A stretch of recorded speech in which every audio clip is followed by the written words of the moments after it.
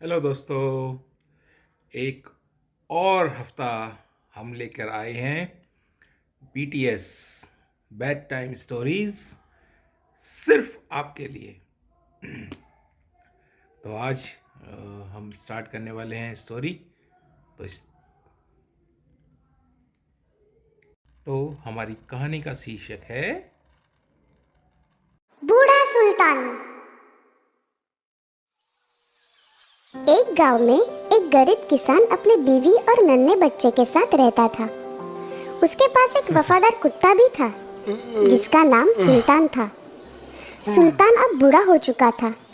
उसके सभी दांत गिरने की वजह से वो खाना भी चबा नहीं पाता था।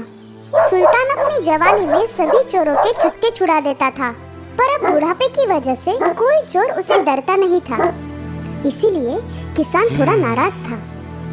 अब इस बूढ़े सुल्तान की देखभाल मैं नहीं कर सकता। मैं इसे जंगल में छोड़ देता हूँ। पर हम इस हालात में उसे अकेला नहीं छोड़ सकते। सुल्तान उसके दोस्त भेड़िए की मदद लेने की सोचता है। वो तुरंत जंगल में भेड़िए के पास जाता है। भेड़िया उसकी बातें सुनकर दुखी हो जाता है। वो सुल्तान को एक तरकीब बताता है। अगले दिन किसान हमेशा की तरह अपने बीवी के साथ खेती का काम करने के लिए जाता है और अपने बच्चे को एक पेड़ के पास रखता है। सुल्तान उस बच्चे की रखवाली के लिए वहाँ बैठता है। अचानक उसका दोस्त भेड़िया वहाँ पर आता है। अब तुम भौंको और मेरे पीछे दौड़ो।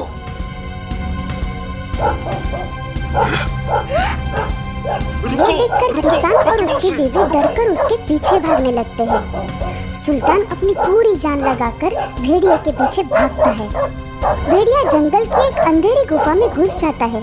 सुल्तान भी उसके पीछे पीछे जाता है। ये लो, अब तुम इस बच्चे को लेकर वापस जाओ। फिर तुम्हारा मालिक तुमसे खुश होगा और मालिक का तुम पर विश्वास बढ़ जाएगा। शुक्रिया मेरे दोस्त।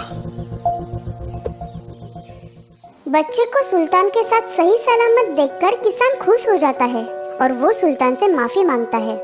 मुझे माफ कर देना मेरे दोस्त। अब तुम हमेशा मेरे साथ रहोगे। उसी रात भेड़िया किसान के घर जाता है। अरे दोस्त, तुम अचानक यहाँ कैसे? मैंने तुम्हारे लिए जो किया है उसके बदले में तुम मुझे क्या दोगे? बोलो दोस्त, तुम्हें क्या चाहिए? देखो, मुझे बहुत भूख लगी है और मुझे तुम्हारे मालिक की एक भेड़ खानी है। क्या? नहीं, मैं तुम्हें भेड़ नहीं दे सकता। तुम नहीं दोगे तो मैं छीन लूंगा। तुम्हें कुछ नहीं मिलने वाला। चुपचाप निकल जाओ। तुम मुझे नहीं रोक सकते।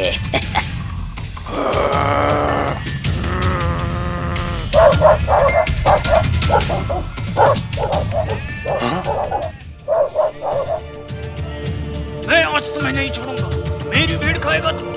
रुको रुको भेड़िया, रुको रुक। मैं तुम्हें नहीं छोड़ूंगा सुल्तान। कई दिन गुजरने के बाद भेड़िया अपने दोस्त जंगली सुअर को बुलाता है। मुझे सुल्तान से बात करनी है। जाओ, उसे बुला के लाओ। तुम्हें भेड़िया ने बुलाया है। सुल्तान अंदाजा लगाता है कि भेड़िया ऐसे ही मुझे नहीं बुलाएगा। वो जरूर मुझ पर हमला करेगा। इसलिए सुल्तान उसकी दोस्त बिल्ली को साथ लेके जाता है, जिसकी पूंछ दूर से तलवार जैसे दिखती थी। ये सुल्तान का बच्चा तुम्हें मारने के लिए तलवार लाया है। मुझे मरना नहीं है, मैं यहाँ छिप जाता हूँ। मैं भी छुप जाता हूँ। सुअर पास की झाड़ी में छुप जाता है और भेड़िया पास ही के पेड़ पर चढ़ जाता है। सुल्तान को लगता है कि भेड़िया अभी तक आया ही नहीं। तभी पास की झाड़ी में कुछ हिलने की आवाज आती है। बिल्ली को लगता है कि वहाँ कोई चूहा है, इसलिए वो वहाँ जोर से झपट मारती है तो सुअर डरकर भागने लगता है। बचाओ, मुझे मत मारो, मैंने कुछ नहीं किया। वो जो पेड़ पर है ना, उसके कहने पे मैं आया हूँ। हैं? अरे दोस्त, तुम ऊपर क्या कर रहे हो? तुम्हारा दोस्त तुम्हें मिलने आया है। नीचे आओ। ये सोचकर कि भेड़िया होकर भी मैं एक कुत्ते से डर गया, भेड़िया बहुत शर्मिंदा था। एक अच्छा दोस्त ना हो पाने की वजह से उसे बुरा भी लग रहा था।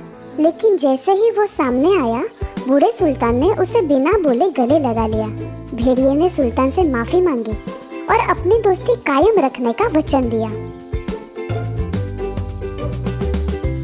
तो दोस्तों, इस कहानी से हमें ये सीख मिलती है कि हमें किसी का विश्वास नहीं तोड़ना चाहिए।